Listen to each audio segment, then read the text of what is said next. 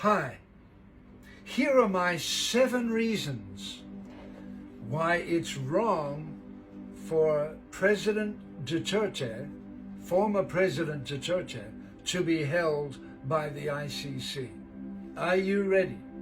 Number 1, the Philippines has their own judges and courts, both district and supreme. The Philippines can try Duterte. The Philippines doesn't need a court in the Netherlands to try Duterte. Number 2, I don't trust the ICC. The ICC issued an arrest for Bibi Netanyahu of Israel. I don't think they should have done that. So I don't trust their judgment, and neither does President Donald J. Trump. 3, and this is the biggest reason for me, the biggest reason. According to the ICC, former President Duterte is guilty of crimes against humanity. Well, do you understand? If Duterte is guilty of crimes against humanity, the ICC would say that President Ferdinand Marcos Sr. was guilty of crimes against humanity. If Bongbong Marcos's papa was alive today, guess what? The ICC would issue a warrant arrest and send Interpol to arrest his father. Guess what? Do you think if a warrant of arrest was issued for Bongbong Marcos's dear father, that he would cooperate and send his own father to the ICC? No way. Absolutely no way. So I don't want to criticize the Philippines or your dear president, but that sounds hypocritical to me. Number 4, there are so many terrible people in the world today. Killers, ruthless killers and dictators. Why is Duterte the only one in the ICC? Recently, a rebel group took over the government of Syria. The current leader of Syria was wanted for terrorism and had a $10,000 bounty on his head. He's a ruthless killer, but the ICC people went to Syria and shook his hands. It doesn't make any sense. Why isn't the current leader of Syria arrested by the ICC? Why aren't all the other killers of the world in detention in the ICC? Why a president loved by his people in a democratic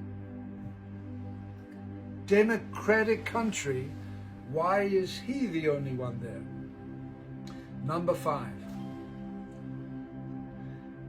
Judge Kamir Khan of the ICC, who you can see in a speech saying former President Duterte is guilty and we need to try him and bring him to justice.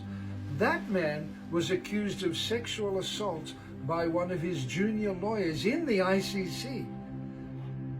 He should stand down while this investigation is going on. Has he? No, he has refused. So how hypocritical.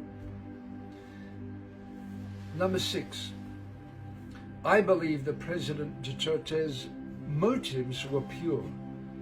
He didn't kill thousands of people, murder thousands of people, rape hundreds of people, abuse people just for his own pleasure.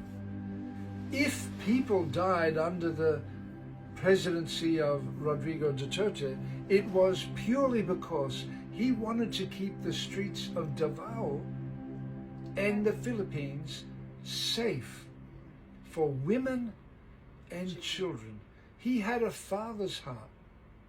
He's a man who wanted to protect women and let women walk the streets at night. Number 7, and this is probably my biggest reason. This is something that I'd like to tell the people of the ICC.